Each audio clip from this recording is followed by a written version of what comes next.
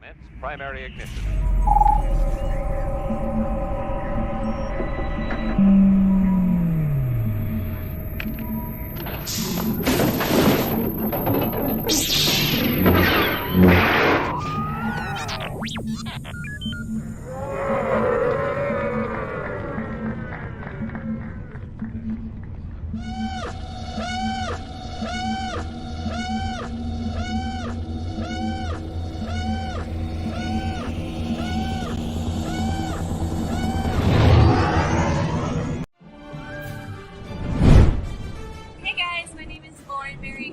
You may know me as the motion capture double for Ahsoka on Clone Wars Season 7.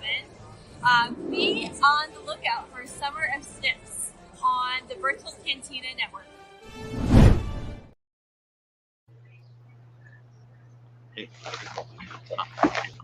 Hello there.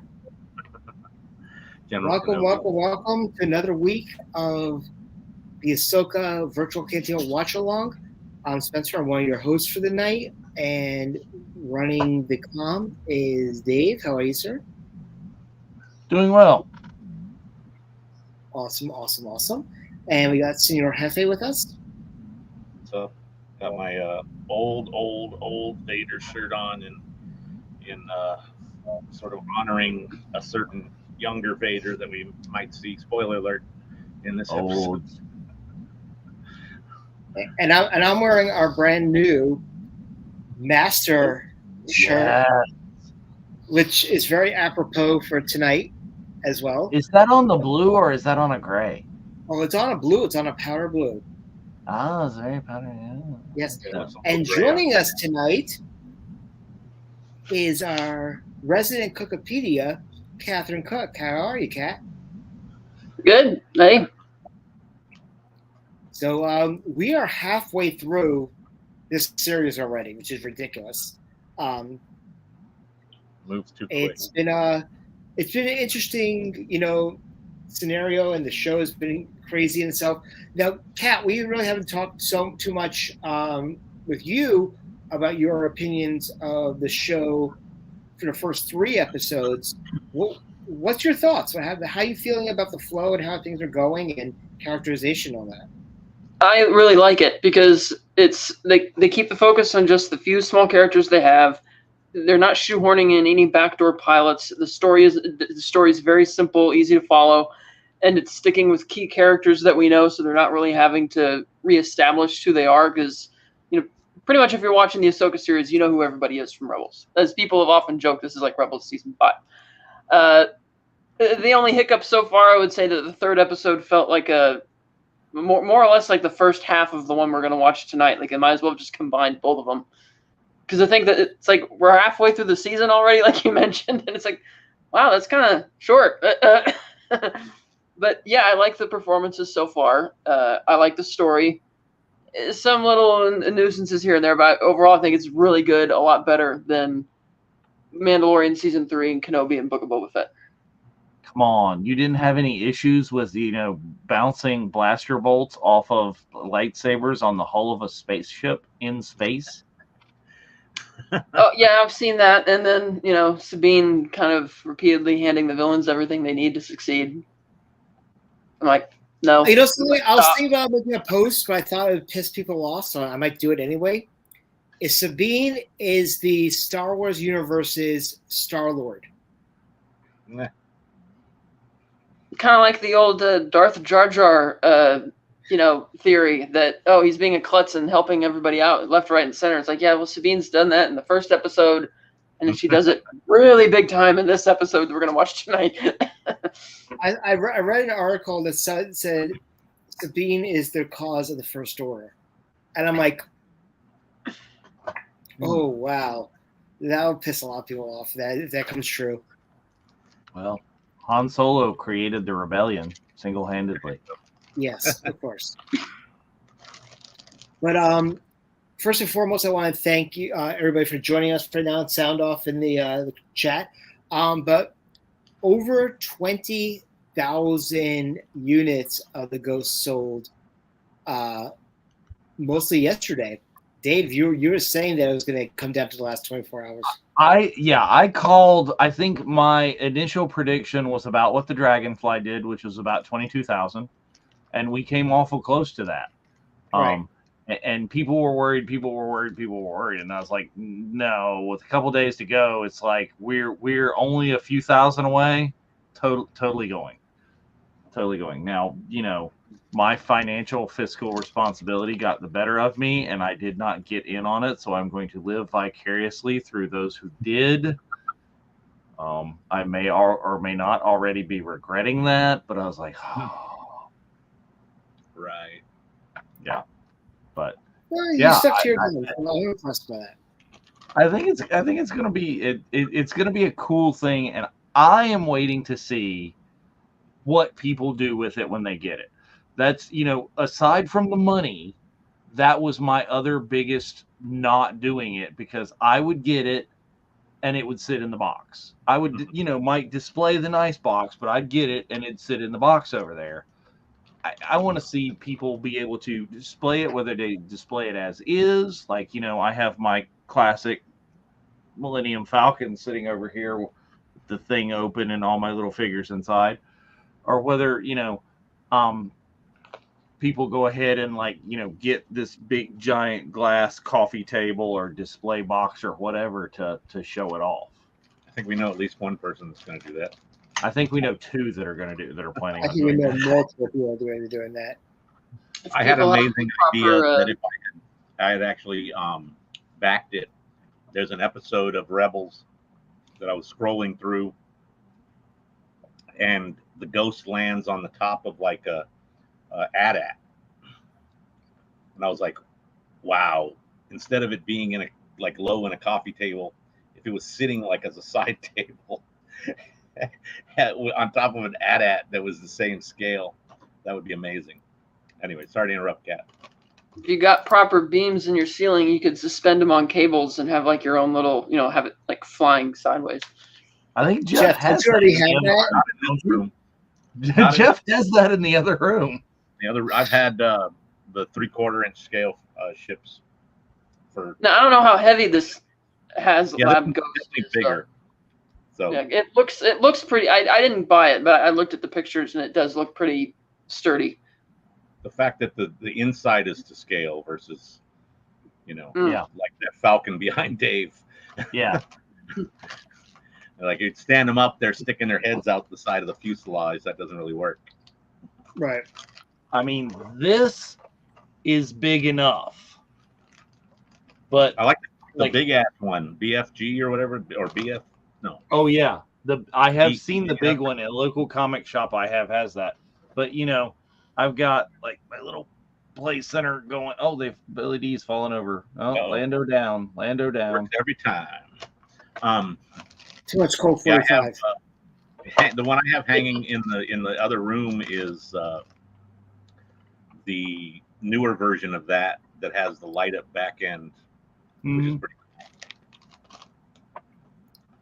Much better. Anyway, if you're able to grab one, congratulations. Also, please make sure that you go onto StreamYard and link your Facebook to it so we can actually see who is talking to us when you talk to us. We would greatly appreciate that.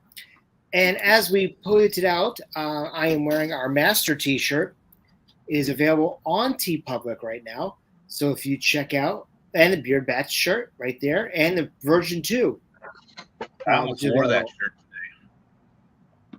I'm glad I did. So please check out our TeePublic. Could have worn the same hat. Available right now.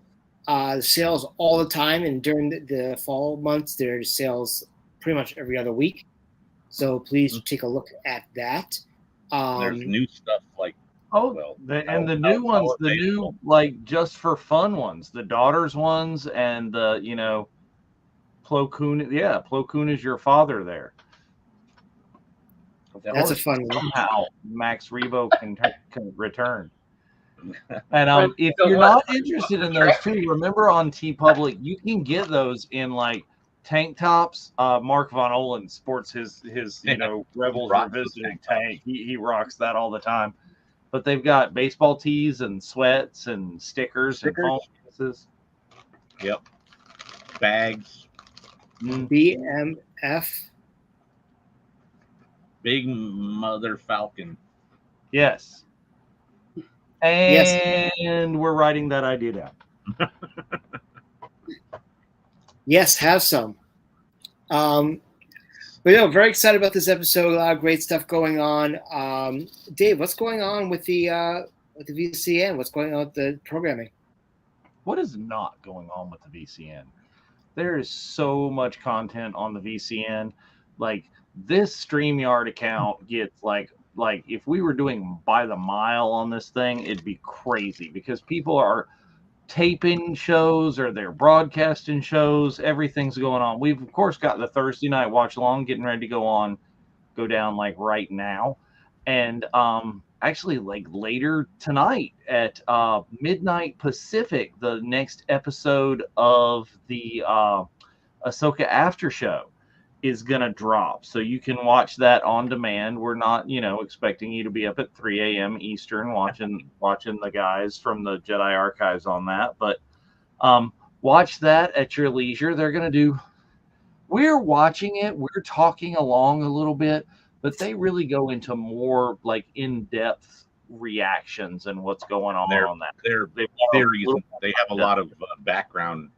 Yeah, I'm loving their enthusiasm. Just aired last night was a really a little bit of a deep dive Daughters of the Galaxy on Barriss Offee and Luminaria, her master. And that's, whether you know it or not, that should play, already has kind of affected the trajectory of the character of Ahsoka a lot. So it was a really deep dive on that last night. We've got another episode of Cat and Mine Show dropping on Sunday at 11 a.m. The episode 51 of the Unifying Force, where we were dealing with kind of some issues inspired by episode 3 of Ahsoka. The topic is does everyone have the Force? Kat, you want to mention a little bit about that real quick? Yeah, it was like an hour-long conversation, and we were talking that because Yoda says that every living thing basically has the Force, it comes down to a combination of the needs of the script as to who's actually going to be able to manipulate it, or it comes down to discipline and attitude as to who's ever going to be able to, acquire it or use it and the like. And so that was a fun discussion that went on for about an hour. And for crying out loud, I mean, the High Republic has an anthropomorphic rock as a character. I can't believe we forgot that in the taping of it. We totally should have gotten to that one. That's news to me. Oh, see, Kat hasn't read the High Republic books yet. I wonder if Gio has. I'll have to get Mike about it. Huh? I said, ask Mike about it. He'll be all over that. Oh yeah. Yeah. He loves that. That. Great stuff, and don't forget also Rebels Revisited coming up as well. Want to give all Gio. Thanks, Anthony. I want to give a quick shout out to our friends Richard and Sarah from Skywalking Through Neverland. Jeff, why don't you talk a little bit about why we're giving them some props tonight? Give me a second here. All right. Whoops. Nope. Still, I hate these banners sometimes. All right. There we go. I just wanted to say happy 10th anniversary to the Skywalkers. Skywalking Through Neverland podcast has been going on for 10 solid years. Amazing. They I think were, pioneers, but definitely congratulations to Richard and Sarah again for 10 amazing years of great content. Yep. And, we're very happy having the Skywalking family as part of the Virtual Cantina family and vice versa. We've had our annual Life Day celebration with them, which has been absolutely, a lot of fun. Yeah. Too much makeup. Luke loves those. Yes. Loves to make an appearance. So we have that, and just congratulations to them. I'm actually going to be filming with them next week to talk Ahsoka as well as talk about our family vacation. And our family vacation, if you don't know, is we are going on the road heading back to Cali in 24. We're going to go to Los Angeles, to Anaheim to San Francisco, with stops in between. Incredible shenanigans abound. Are we going to the Hotel California? We can It's go such a by lovely it. place. Well, I did see the Hotel California when I was walking around Florence last year. I saw a sign like, wait, that's kind of cool. But we've been talking about it, and I'm going to ask Jeff about this. We were talking about some of the plans that we have for LA. Do you think people are going to get FOMO if they don't at least try to come to the public events if they can't get to all the private events? Yeah, it's going to be a good time. I think when this group gets together, regardless of the location, it's fun. But some of the locations are going to be extra fun in their own right. So that will be a cool thing, along with people that may or may not be there at the different things. I'm trying to be vague. Do you think Mark Hamill will be there? Obviously, if Mark himself isn't there, his star might be a few blocks down. Pilgrimages will be made.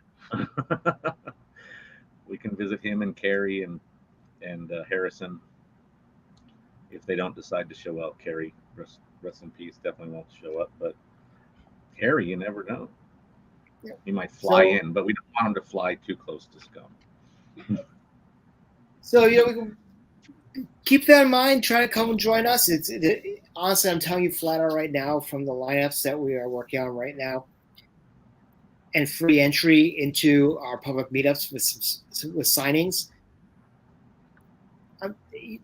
you're going to have FOMO, and all I can say is cast piece. Pieces. Multiple cast pieces, potentially. So, things to be very, very excited about. But, Kat, you were saying that you went to go see what you went to see. Was it Empire Jedi, but it was the original cut? I saw Star Wars and Empire, and they were fun. Star Wars? You mean A New Hope? No, it's called Star Wars. You mean Star Wars. Yes. At a very secret place that I'm not going to discuss. For obvious reasons. Keeping her secrets. Yes, keep things secret. It was very fun. How was seeing despecialized on the big screen again? Pretty wild, actually.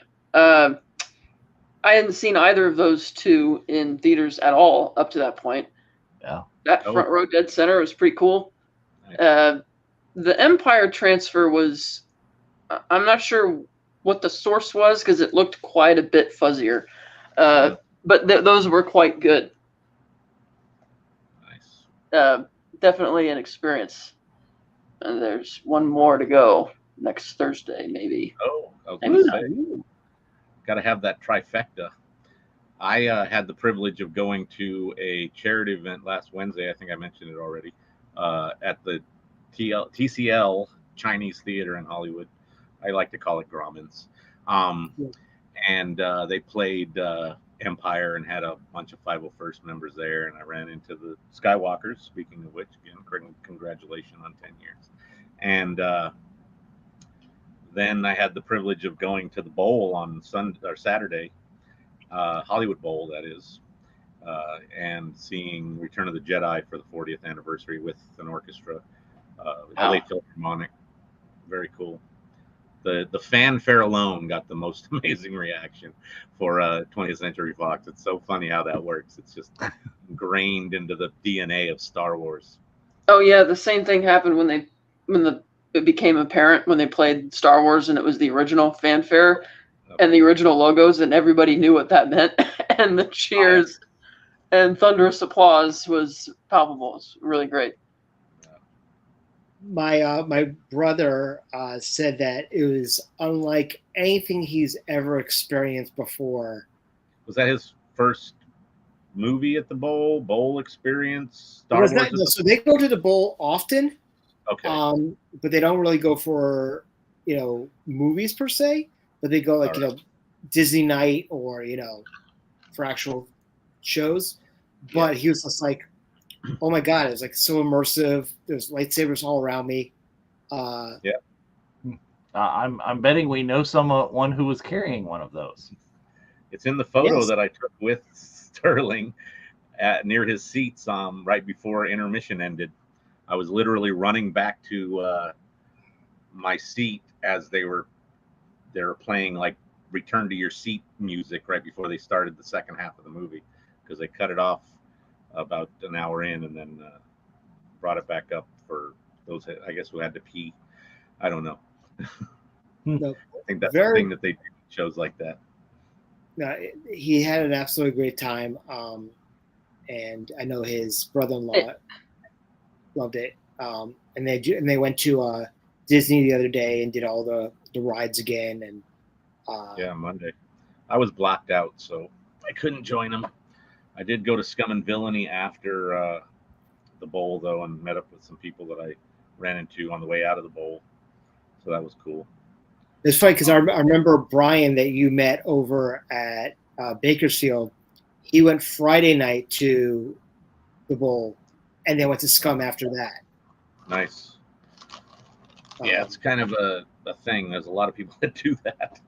Anything Star Wars related at the bowl, or even just down Hollywood Boulevard, you end up. We were actually talking about it earlier, and talking about your conversation and your subject for Unifying Force. That Broom Boy was pictured at Scum and Villainy having a virgin blue milk today. There you go.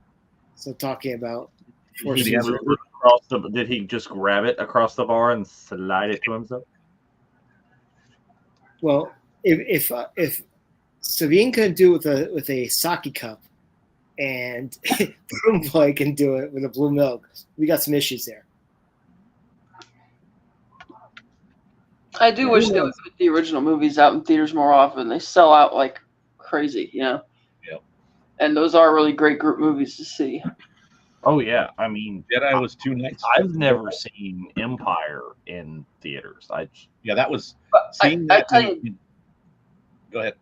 I'll tell you the big moment in Empire, which got two of the biggest responses, was when Leia kisses Luke and everybody's screaming at the screen in unison, "No, Luke, no, don't do it," and laughing. Big collective groan. And then, of course, when Han and Leia have the famous exchange, "I love you, I know," cheers and raucous applause throughout the whole audience. I mean, I remember. And then everybody did, of course, the third one I forgot to mention. Everybody does mock screaming and "Oh my God" when Vader says, "I am your father." Yeah. They don't pretending they didn't already know that, which is fantastic. I mean, I always loved, like, back in college, I remember going to see the re-release of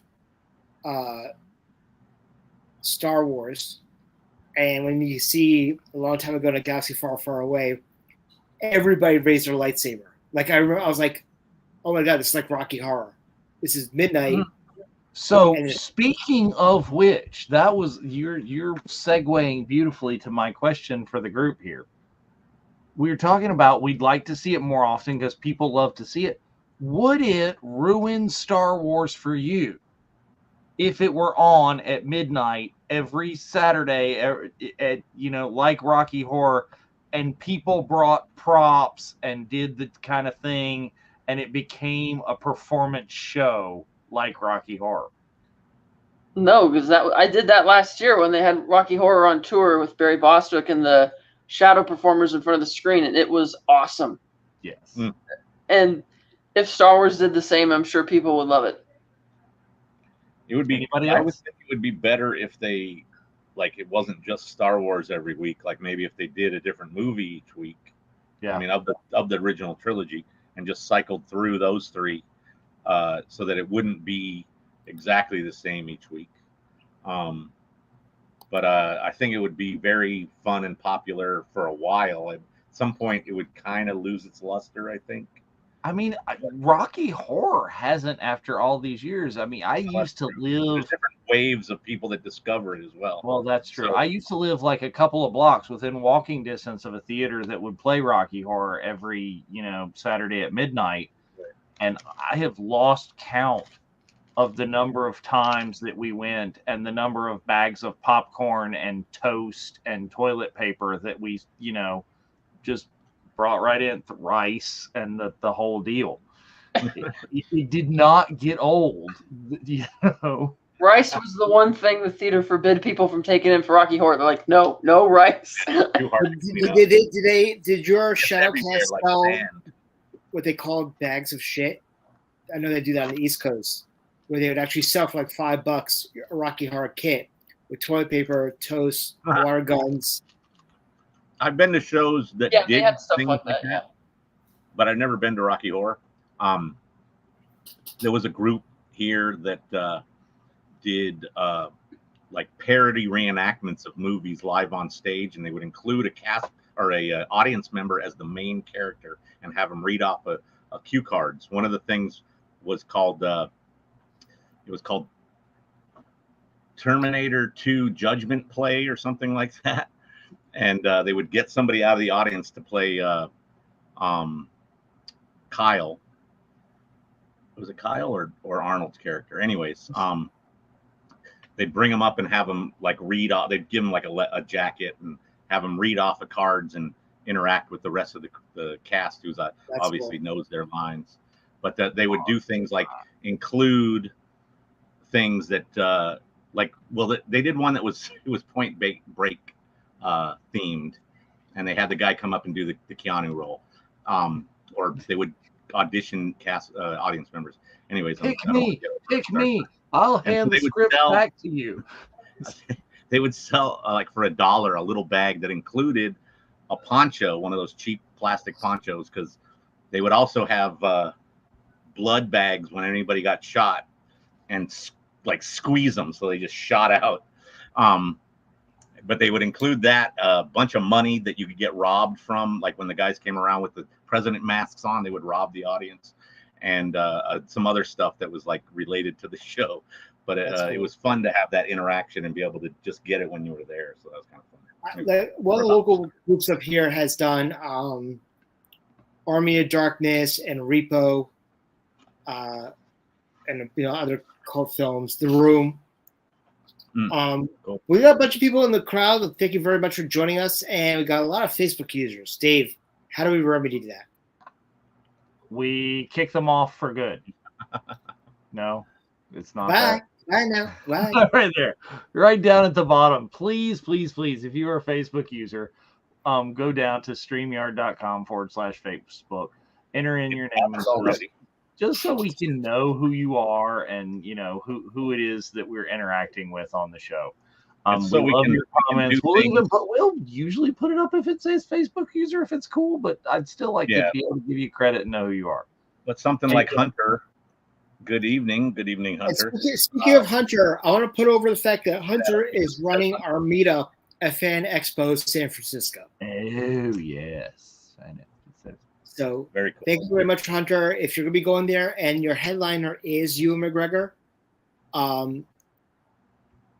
go by our meetup. It's going to be a great time. If your real name is Facebook user, is your mom's name Drug? Or what? If his name is Facebook user, mom is probably MySpace. There you go. Great minds think alike. Oh, here's what I had. There you go. There we go. Nice nifty graphic there. In StreamYard, if you haven't connected Facebook, unfortunately, to your StreamYard, you show up like this, Facebook user. Which I know who you are. I know that is Jackie Bruce. Hi, Jackie. We know who you are because we're monitoring it elsewhere, but it makes our life easier. If we don't have to go and look at another source to figure out who you are. So it's just more of a courtesy for us because we're lazy. Anyway, sorry to interrupt. Yeah, we pay the big bucks. We've joined in conglomeration with the Skywalkers to have this big professional piece of software that we don't have to monitor 3 screens and the YouTube feed and the Facebook feed, but we do it anyway. But yeah, it's nice to have it all in one place. We kind of like HubSpot this crap. Anyway, we're about that time right now, so please queue up your Disney Plus machines and gear up for episode 4. And gear up seriously, because this is a major one. This is crazy. I want to put this into perspective. My wife, who is a fan but not diehard, literally jumped off the couch in this episode. Nice. How excited she got. And just by voices. So when that happens to somebody who is not like a fan of our level, to me, it's a good episode. So, nice. Dave, you want to do the 10-second? Maybe. You want me to possibly. Or someone? All right, here we go.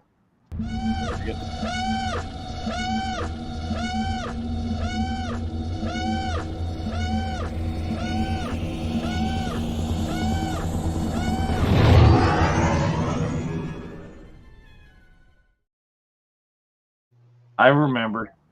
I caught the tail end of it. I remember hitting both buttons at the same time. I want a refund because I didn't hear a big monstrous explosion at the end of those alarms.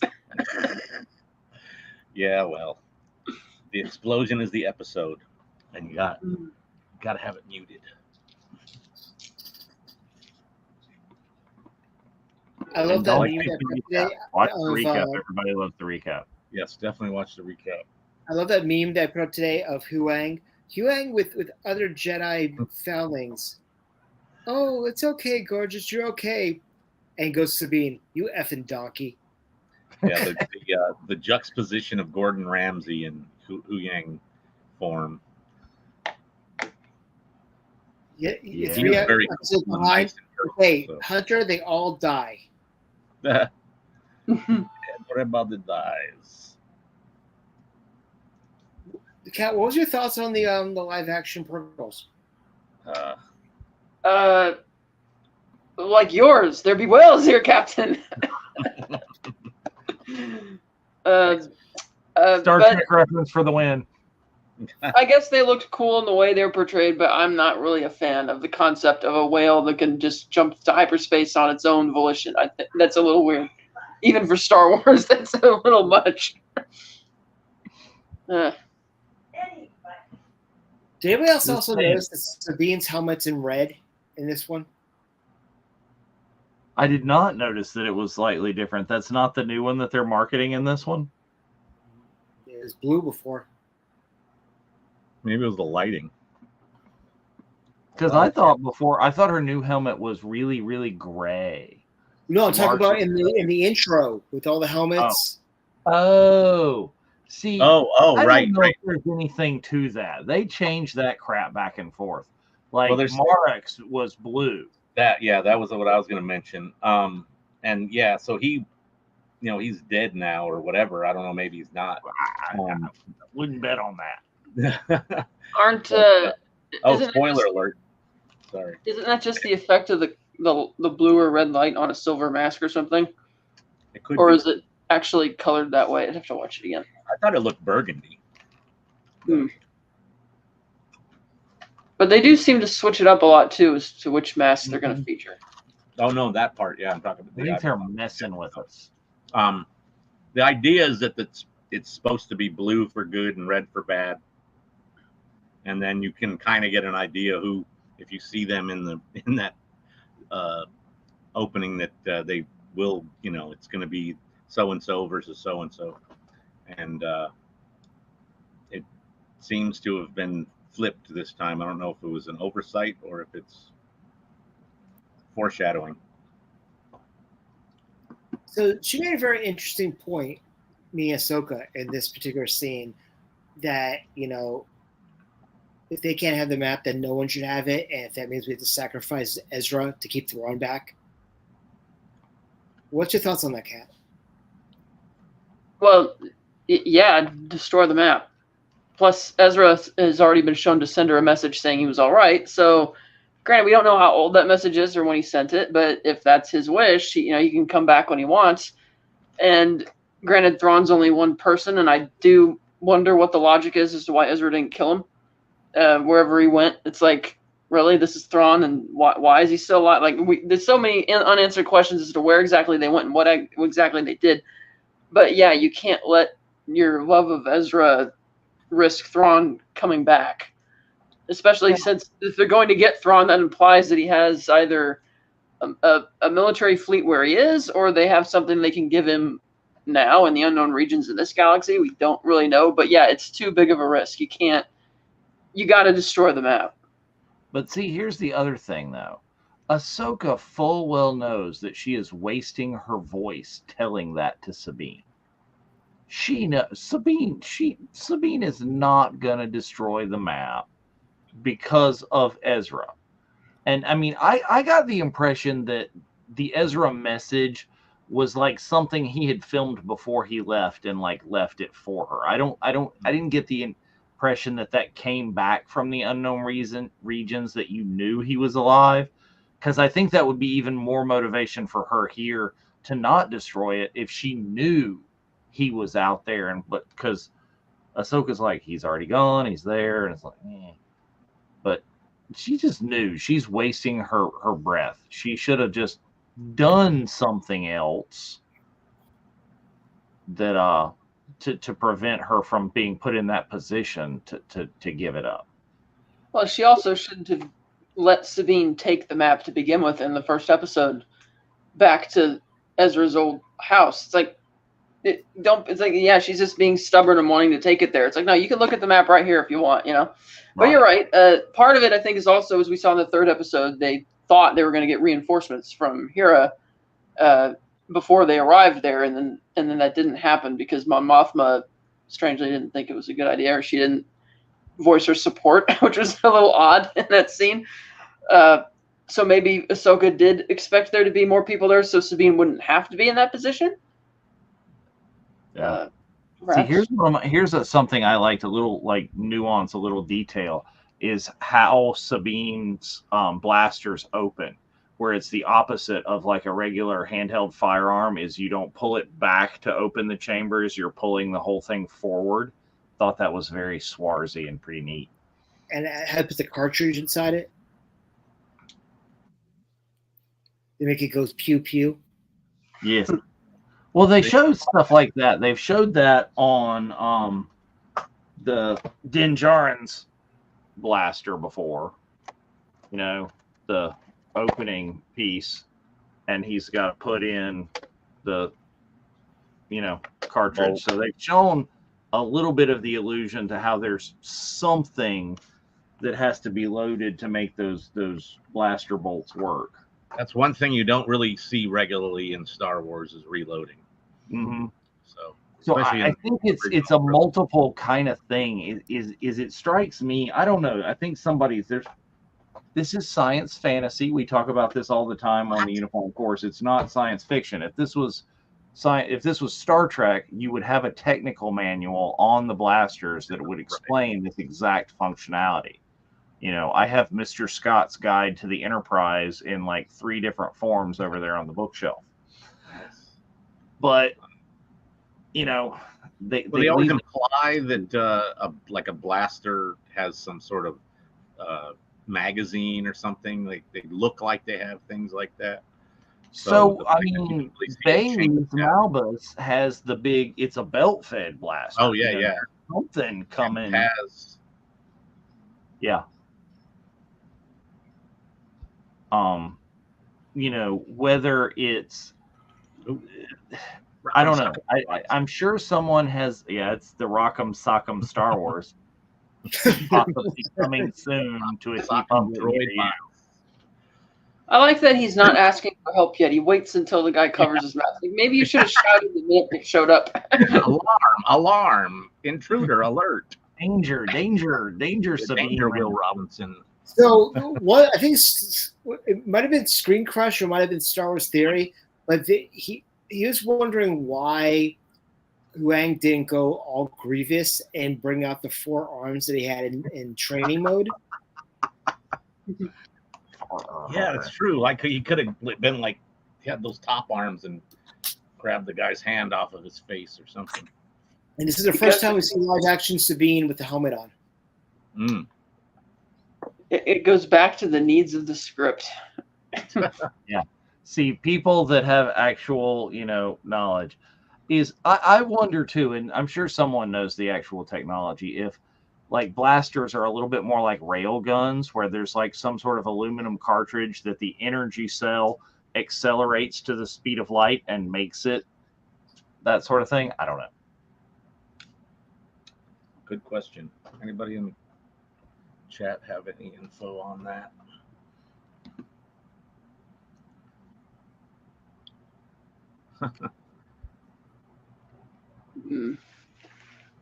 Yeah, Scooby decided to do a real spoiler. I mean, Scooby had that reel done before we were done talking, Sherry, and he wasn't even there.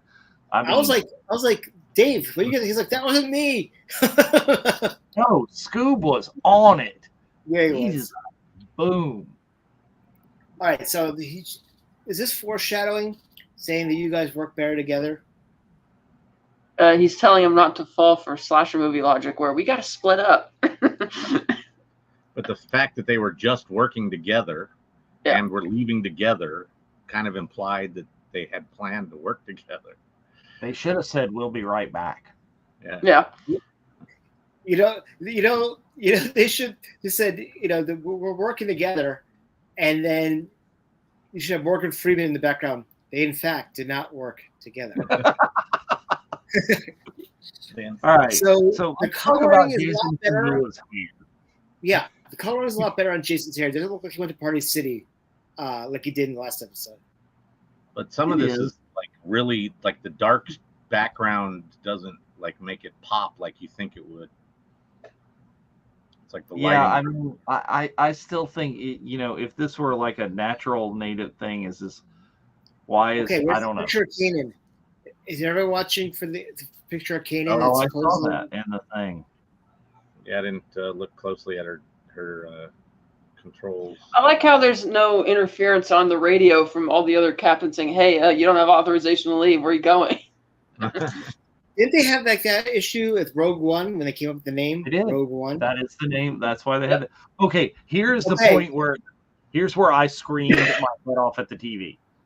Okay, yeah, I went nuts when I saw Paulie. No, right here. It's like, oh, it's you hear Carson, you're like, oh boy. When they pan through these, and you see Brendan, especially it's that the gunslinger. He's like, who? Who'd you see? The gunslinger. Brendan Wayne is one of the pilots in the final pilot, the Mandalorian in pilot form. Okay, I thought I recognized him. I wasn't sure where I saw him before, but yeah, that's okay. And our good friend Don is the Rodian. Mm-hmm. How great would it have been if one of them was Trapper Wolf? See, I think it was purposely not Trapper Wolf because of the what happens eventually. It was like, Isn't Zeb in that same division? He's in the bar with them, so that's what Screenforce is actually talking about. They actually talked about the fact that it's like, why wasn't Zeb in that formation? Yeah. Yeah, you'd think. I'd imagine he would want to go, especially if he's there. Hero would be like, "Dude, let's go. Let's get on it." Now, see this thing, this little orby sphere thing. This was the red herring. This is why we thought we weren't going to get the thing that we got. It looked like a knockoff of the World Between Worlds. Yeah, or something. Well, that was the red herring up until, spoiler alert, later on, is that when we look at the logo, we're like, oh my God, it's red. It's all about the, and they were like, oh, it's a star map. I really like the design of this planet here with the red. It's like red dirt and leaves on the forest floor. I think Sherry had mentioned in one of the panels they talked about this actually being a location or some of it. Yeah. Like maybe a shot of the trees on the cliff or something. So are they going to the planet Houston? Yeah. There you go. Yeah, so I want to give a quick shout out and RIP to Ray Stevenson. Yes. Balin's such an incredible character that he is acting the crap out of it. That's why he's up there in the graphic. Yeah. Oh, here comes Snake Eyes. No, it's just gas. And you just suppose that might be because it's like maybe something like a Dathomir witch or something like that. That's something like that. Better explain that. That better just not. Because I remember in the Witches of Dathomir episodes, they had the green gaseous like misty for their magic or whatever, and they said the map came from an old Dathomir witch temple in the first episode. So maybe there's a connection there. Yeah, we'll have to find out. Hey, there's Dave. There's the old Filoni saber hold. Yeah, she does it a little bit. She just doesn't do it nearly as much as you get in the Clone Wars. Yeah, it was like every shot in the Clone Wars, she was backwards saber. And I think in this Sabine really started off this fight with the new kind of Din Djarin level of fighting, which is stand there and get shot in your Beskar repeatedly. Right. I don't remember that ever really happening in Rebels. Yeah, she seems a little different than her Rebels version. You know, when she was doing the cockpit. Her going to the Anakin stance was weird for me. So this is also very samurai-esque. I mean, obviously these last two episodes have been very influenced by Kurosawa and other samurai genres. So the fighting was great. But my issue was why, if she's fighting a dual blade saber, why is she not using both her sabers? Yeah. So you can see it on the belt. It's right there. Right. But I mean, right here she goes all Kenobi on him. Yeah. Was it she felt, I love that. It's totally the move that he did on Maul in Rebels. But yes, it was completely the same sort of scenario. It's like poetry. It rhymes. Then there's your gaseous thing. But we were talking about that in the support group on Tuesday after it aired. And speaking of which, hashtag your Merrick Fury sucks. So we, if you want to jump on Zoom with us, we do a support group after the episodes air, approximately 9:45 Eastern, 6:45 Pacific. A little earlier this week, probably be about that on average. Anyways, we were talking about some of that stuff, and it's different theories. You know what also remind me of? You remember in Raiders when Indy's having the face-off with the guy with the big sword? Mm-hmm. He's slashing. This goes boom. That's very much what Ahsoka with Mara. Yeah, I felt it could. We were there. Why is there lights behind them? You mean like are those little hologram projectors for the different parts of the map? Or those were like lower. It looked like a set of stage lights kind of up and behind. Well, it seems like that. It seems like that structure, the way the pillars are built and carved, that when the stars that some people probably didn't use projections, they just used the stars whenever they would align with these. Right, that's ideal. The way. And now they're cheating because they're there at a different time, so they're just projecting a hologram of the map and then putting the because the thing that they're looking at isn't so much as a map. It's like a directional point in time that has to be projected on. Right. And then they're just focusing on that little spot. MacGyver, where he finds like the Holy Grail. He has to do the ring around the Rosie, the dance of the rose, and falls, and it's the angle. No. Deep cut. Yeah. I have to make some pauldrons. This dialogue between the two of them was a great setup. This exchange is awesome. But part of the thing with Ahsoka and Merrick, with some people were thinking it was her, not thinking she needed a second blade, maybe, or arrogance. I don't know. But she didn't need a second blade. What I really wanted her to do was cut that helicopter blade in half, though. Yeah. Well, I wanted like Sabine in the fight.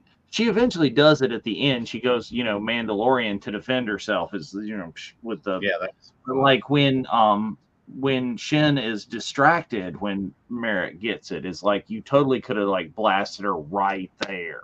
Yeah. You shouldn't be again. But remember that it all comes down to because the plot demanded it. I know, because then you would have had directed by Dave Filoni and you're over. It's all done. We finished. You see, I had the same reaction he did when he says inevitable, and I'm kind of rolling my eyes. I'm like, really, we have to do this right now? Can we just talk for a bit? This fight, or maybe just try using the Force. Yeah, that's true too. This fight, she's really being sort of like arrogant about her prowess. She should know how badass he is, just or assume how badass he is. But see, I don't know. I don't get the impression that she knows him. Do you? Right.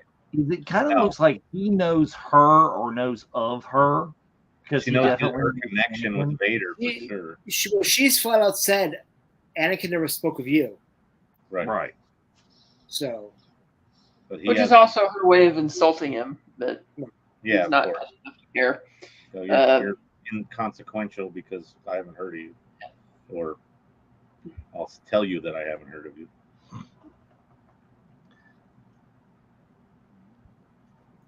Okay, he's getting into the Qui-Gon stance. Yeah, he went Qui-Gon and slashed.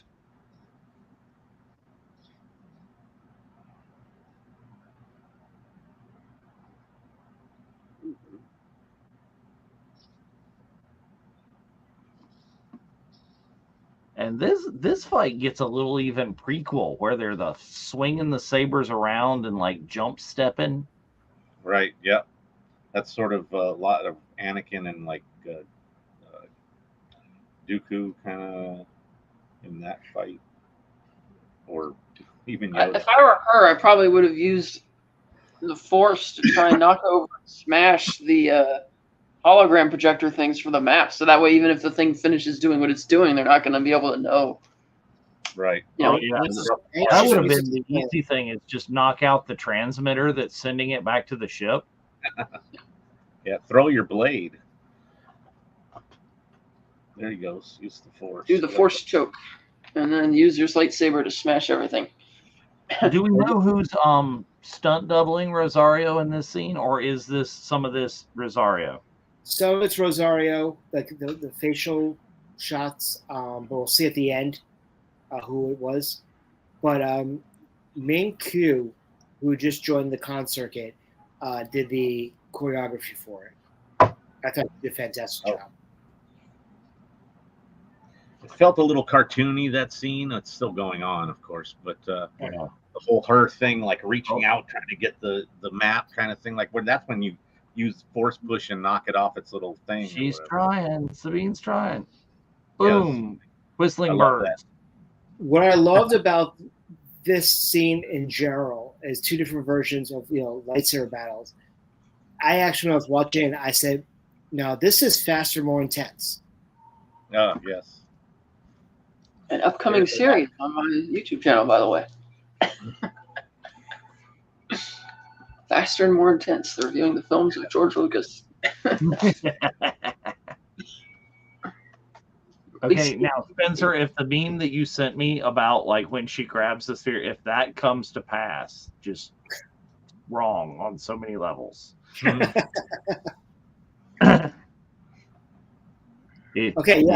Well, this is totally Raiders. Never watch Raiders of the Lost Ark. If you know, you know. That's how they're going to get the unknown region. You realize that. She's going to realize. Exactly. That's what I was thinking, not immediately, but after the fact. I was like, there is some information. She wouldn't have all of it, but. It says, eat, drink more Ovaltine. Yeah. What a commercial. Oh, there you go. Ooh, saw clack. I like that her. that was like, I constantly say force push, light side, force choke, dark side. That was like riding the line right there. That was a little bit of both. Ahsoka should have helped Sabine finish off Shin, and then they could have both gone for the map. No, that wouldn't She was work. worried about timing. Ooh. She's not going Throw her to. right into the geode. How great would that have been if that's geode? Have you seen the unaltered version of that? It's like a sort of like a Rubik's cube. Yeah. It's white with like little colored points on it. Well, that's what we were calling that thing. It was definitely by Lord Rubix that designed it. Oh yes, Darth Rubik. Yes, cast it into the fire. Throw it into the fires of Mount Doom. Something. Oh, and she takes the backdrop. Toss it where Ahsoka went. So she goes over the cliff, and he looks down, and she's standing on top of a DeLorean like this. No, Oh, a Purgle. Okay, John would lose his mind. He was already crapping on this episode. I mean, I hate this scene. Yeah, and it's so obvious that she's going to give it up at the end. It's like, you just get it over with. We don't need to agonize through this. No. Now, people say that she's going to go dark side after this. Yeah, well, maybe that's the implication of the colored helmet in the opening. I mean, this is just so against character from Rebels. It's like he should have taken it. Shin should have gotten back up and like taken her from behind or something. Yeah, not just the I'm gonna hand it over. She just looped it and and just unbuttoned one part of her shirt that's black or white and like showed us exactly to reveal a little foreshadowing. Unless there's some type of old switcheroo off screen, but I doubt it. Or maybe she tampered with it somehow, but nah, I doubt it. She wants to go find Ezra, so she wants to be able to go with whoever uses the map. And in this case, Ahsoka doesn't want to use the map. She wants her to destroy it. And she wants to, that's why she's willing to get taken into custody, as it were, right here. I want to know what happened between the two of them. Like, I don't know if we're going to see that in future episodes, but I want to see what happened during the backstory. Yeah, the story between worlds, the story from the end of Rebels till now.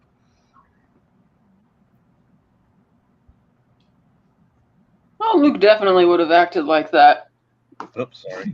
Yes, we know who wrote that. I know, I'm aware of this. I know, and I'm just poking the bear, putting it up. Fine. But no, this is actually where we disagree. I believe that is not one of my fundamental issues with The Last Jedi. That, not it. I think Luke could have gotten to that point, but I want the backstory that makes us know why. I fully believe there's an entire extended universe of stories where Luke had this life in the however many years in between with Mara Jade. Mara's dead. Something happened to make him disgruntled old man Luke. But I want that backstory. I like that he is stopping Shin from killing her because he has his own honor code that he's following.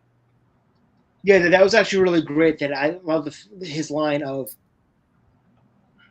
her master didn't honor her, but I will kind of scenario. I think that he's keeping his word, and I think, like you said, now. Do you think that he was probably going to try to reform his idea, his whole philosophy was to reform the Jedi temples or the council? I mean, yeah, he obviously still has plenty of Jedi sensibilities. I want to know what his motive is in allying himself with the dark side, dark forces, something. Thrawn. Yeah. Basically. Here we go. We're already there. Engage. Boom.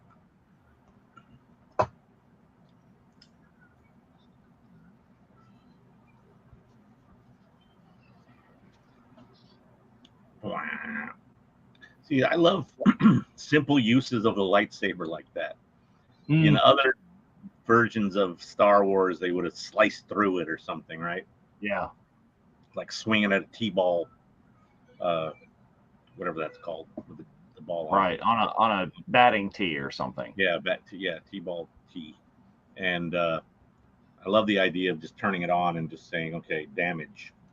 He's also damaging possibly the transmitter or whatever holds it up, that part of the system. Now, this with the ring surprised me and went wackadoodle because I was expecting them to bring in another ship into this ring to boost the other ship. I was expecting them to bring in a Star Destroyer. Yeah. My thing is, though, is now the ring's back out in the upper atmosphere at least. It seemed like it was in outer space when we first saw it. Why was it in the clouds a minute ago? That was weirding me out. I want to know where they're getting their information, because going out to Thrawn with a hyper ring isn't going to do anything unless they think he has, one, if they know he's alive, and two, if they know he has an entire army or something.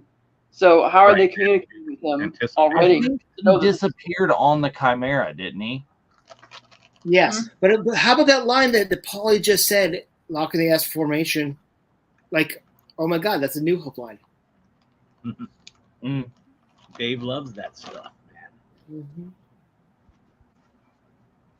I love how they're coming in the scene right now, and Morgan is barely even acknowledging Sabine. Yeah, so they're kind of, I don't know. This is kind of retconning the use of the Holdo maneuver. Well, how so? Well, this happened so much before that. Well, they didn't. They weren't really trying to smash into them. They just figured that because they're a ring, they'll just go. They'll pass between and they'll take off. I just assumed that they knew what was going to happen to them. That they were purposely just going to go right through them and destroy them. That's how I took it. Is that they were going to do the whole move. It's not really a retcon though, because that's not really a unique thing per se.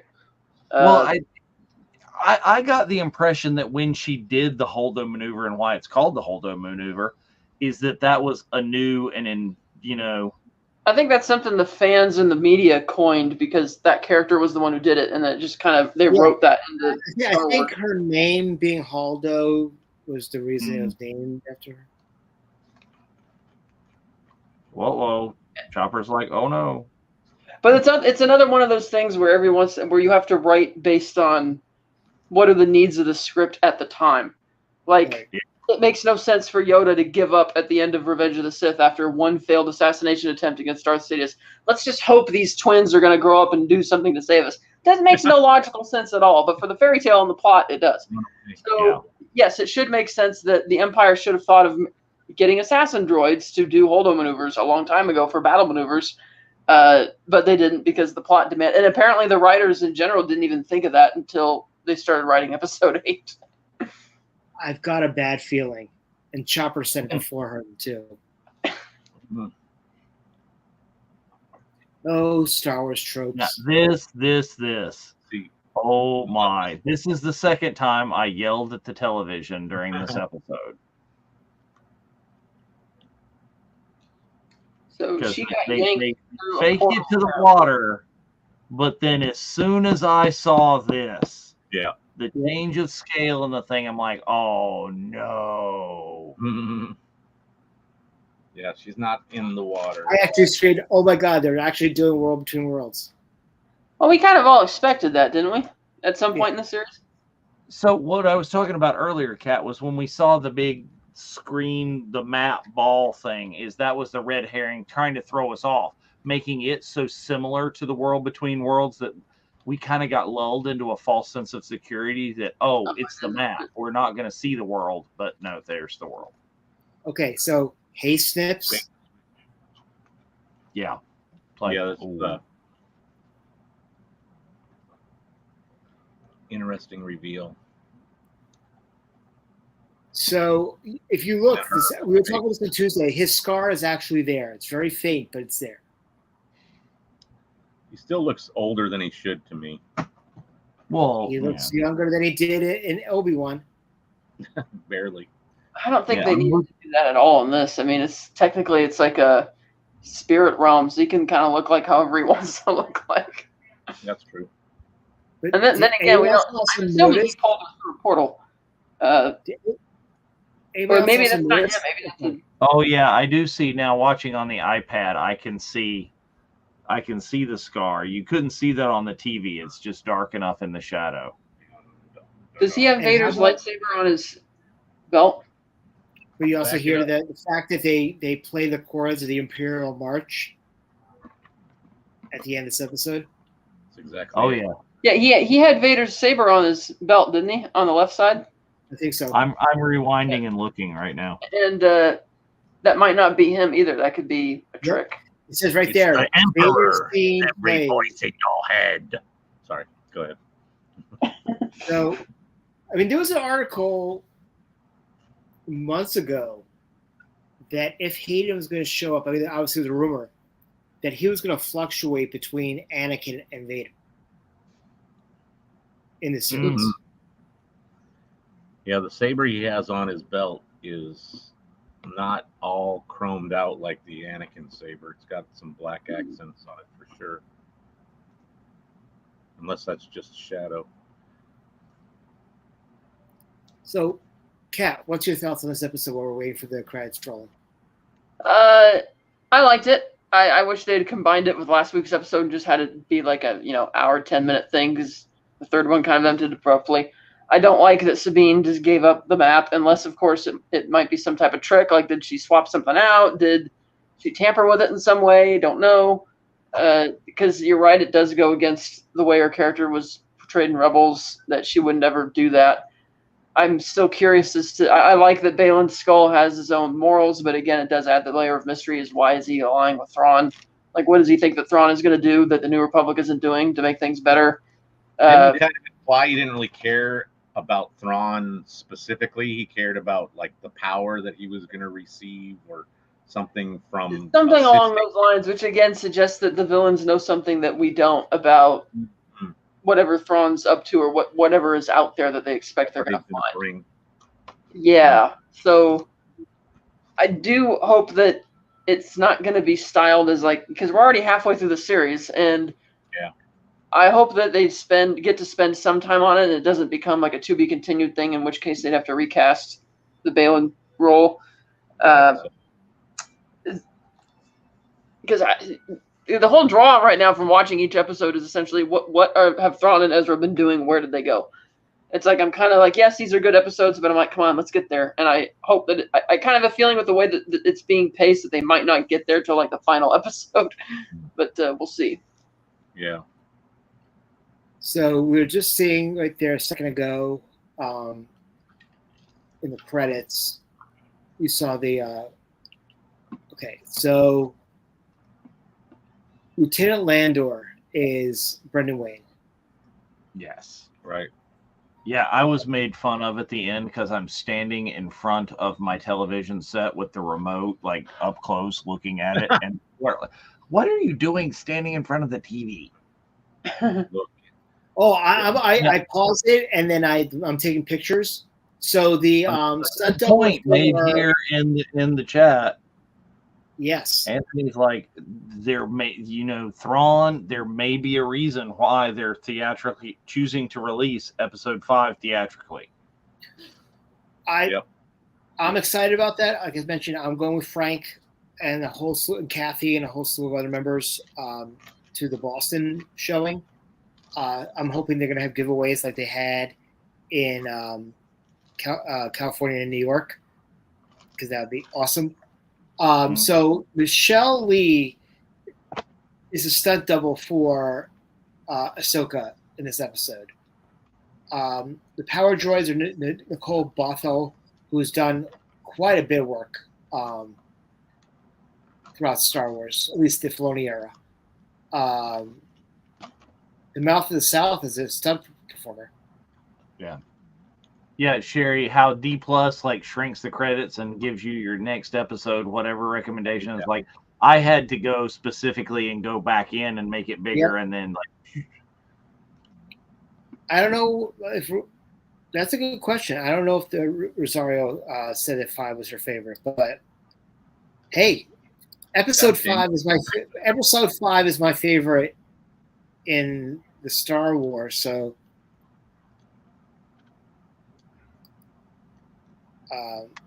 I'm worried that it's going to be Ahsoka. This is your life in the World Between Worlds. Yeah. Well, they're gonna, with the Ahsoka thing, with that being Anakin, they're gonna run into the same problem that they chickened out of at the end of Kenobi, which is, Qui-Gon showed up. Well, we know what the inevitable conversation is going to be about.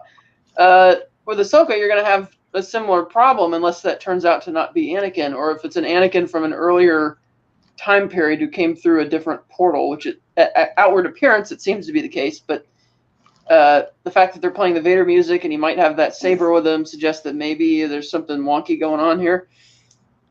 So, yeah, a lot of the shows out there think that there's something that it's almost like maybe it's even like the sun. It's the Mortis son. Did they put an actor in for Marek before in the other episodes? Yes. There was Paul Darnell is the guy's name who's in the suit. I'm seeing right now. I was just curious because there was so much weird speculation over that character. Well, and I saw a meme saying speculation is that Sam has been listed as additional voices, who may well have been the voice of Marek. I don't think it's been specified. Right.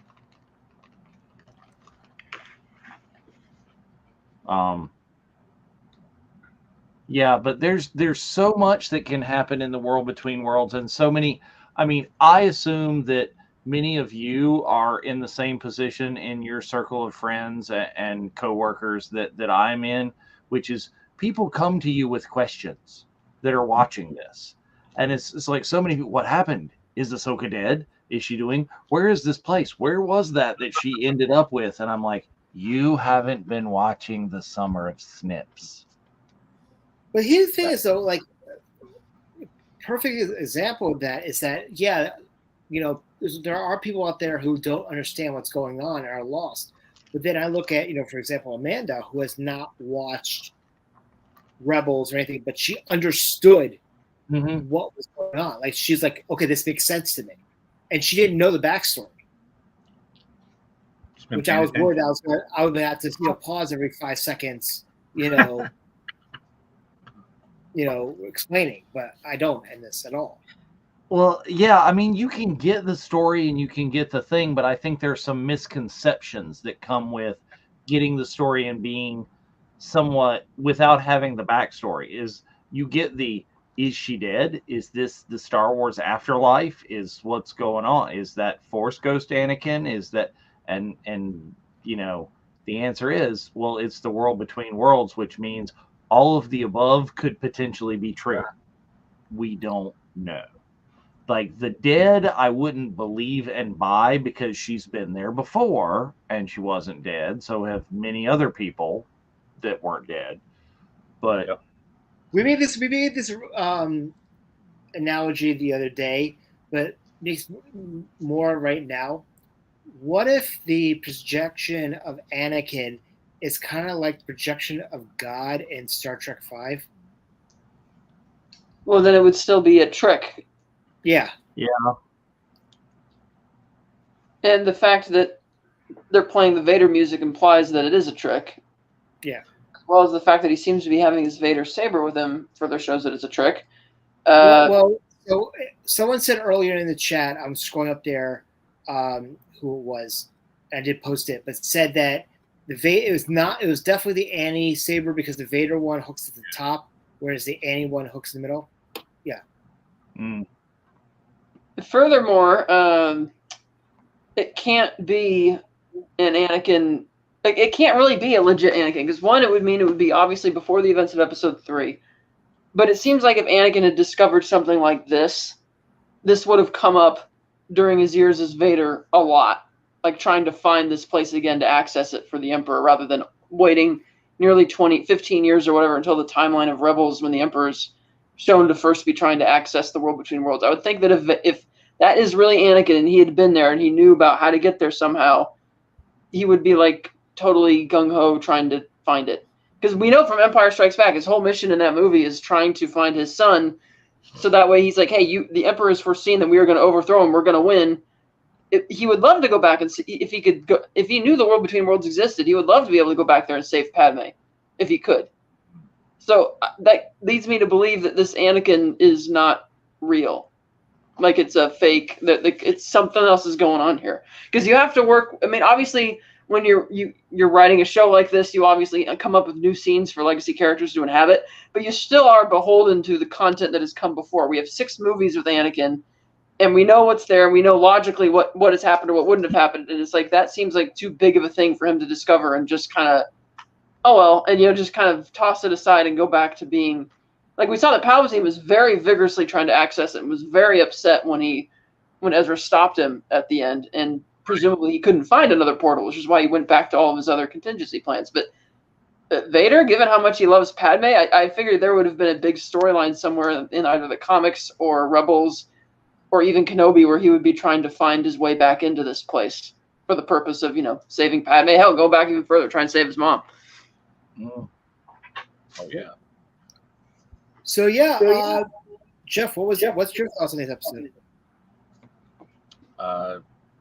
Lots of good action. I enjoyed it a lot. Some interesting reveals. Those saber fights were really cool. I enjoyed those a lot. I did feel that one in the temple was a little cartoony with her, reaching out to grab the ball, sort of thing. But otherwise, it was a lot of fun. Great episode, leading into whatever is going to happen when you guys see it in the theater next week. Very excited about that. Dave?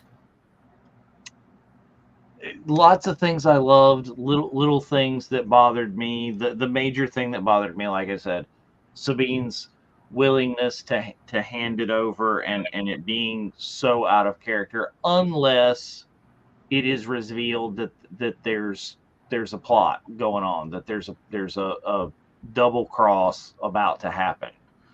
But still, I would have rather kept that essence of her character, that just fight to the last, and for the sake of the plot, it get taken away from her, and it happened anyway. The same thing happened, just have her fight. But yeah, I love the saber battle stuff. It was really good.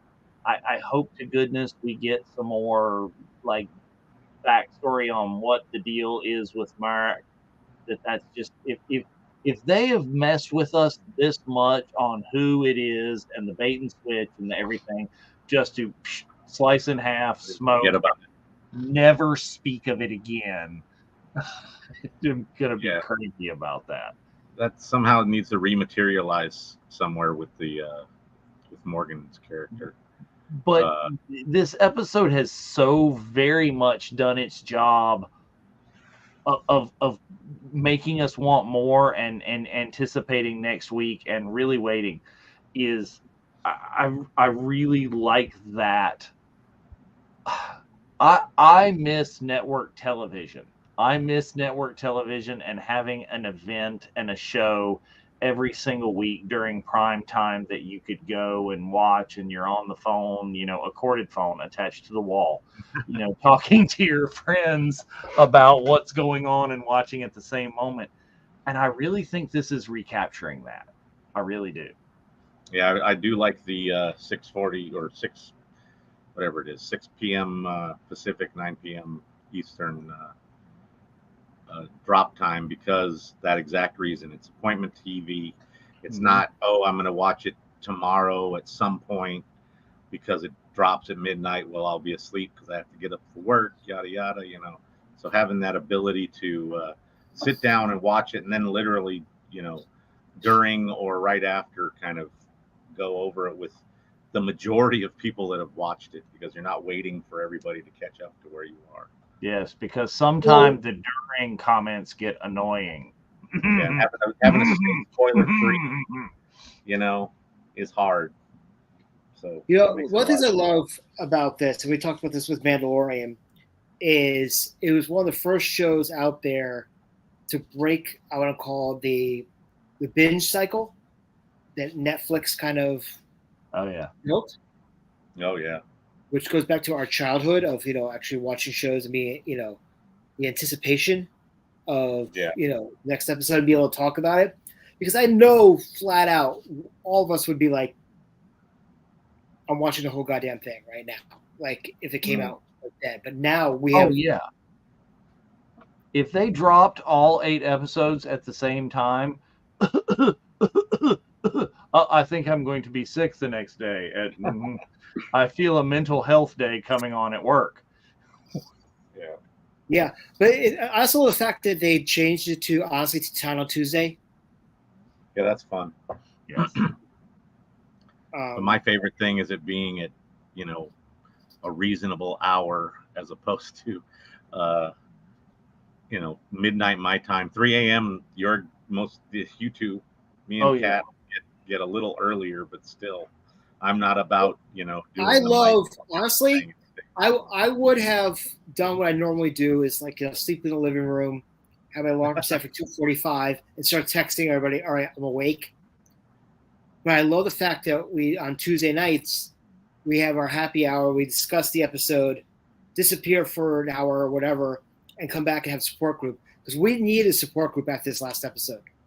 Yeah. I mean, I loved Mando season 1 and 2, where, a lot of you guys, the West Coasters, would stay up and you guys would watch together and had that experience. And as much as I love the show, what did I join you guys like once for 3 a.m. maybe? Yeah. But I can't do the middle of the night thing out of sake of disturbing others. And the one time that I did stay up to watch an episode and tried to enjoy it with captions on my first viewing and not really hearing it like I'd like, did not bode well. I was not fond of that. So I would much rather wait until I can crank the sound and I'm not waking people up in the middle of the night. Yep. Or at least that, I could always wear headphones, of course, but I prefer the real sound, as it were, in the room, like at a movie. So we're there. We're getting ready for episode 5. Once again, if you're going, we're going to have a big post in the group. If you're going to any of the fan events, please make sure you post pictures, especially if you run into members. Also, want to mention that Frank and I will be at the Boston event, so I hope to see any Boston members around there for that. But episode 5 is going to be big. I mean, they would not put us into a theater if it was not going to be big. And it's directed by Dave. Yeah, that's the big thing. And so when are they putting you in the theaters? When is this event happening? Does it happen at the same time it airs for us? Yes. No, we're an hour earlier.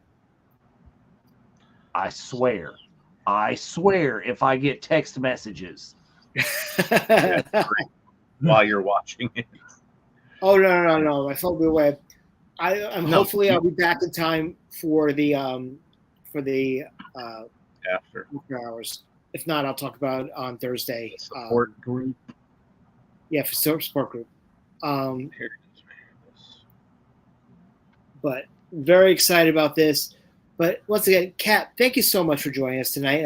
It was a lot of fun to be able to watch this episode with you. Yeah, thanks. It was fun. Yeah, very much so. I enjoy talking with you on like a little bit different, a more concrete and less nebulous, crazy, go everywhere, like we generally do on the Unifying Force. Yep. And I also want to announce that you guys don't even know this. Joining us next week will be a member of our group, not on any program. I know this. We will be joined by Skip Ruckel. Oh, nice. For episode 5. So it'd be nice to see Skip on camera. So Skip's sitting in for you? Is that what it is? I'll be here Thursday. Skip's just going to be a guest. Oh well. Oh yeah, it's true. I'm thinking we're going to be Tuesday. on after the episode airs. Yep. Anyways, that's cool. But anyway, so we're really excited about that. I guess Skip pulled what he did at Mark's birthday. You know, I'm at Disney, and that's supposed to be a surprise. And he probably called Dave and said, "Yeah, I'm on the show." But anyway, it wasn't so blatant, but there were things. Yeah. But thank you everybody for joining us tonight. We greatly appreciate that. Don't forget we got other programming coming up this weekend, and also next week the return of the Nerf Herders on Wednesday night, which would be a great show. Their plans for it are actually pretty awesome.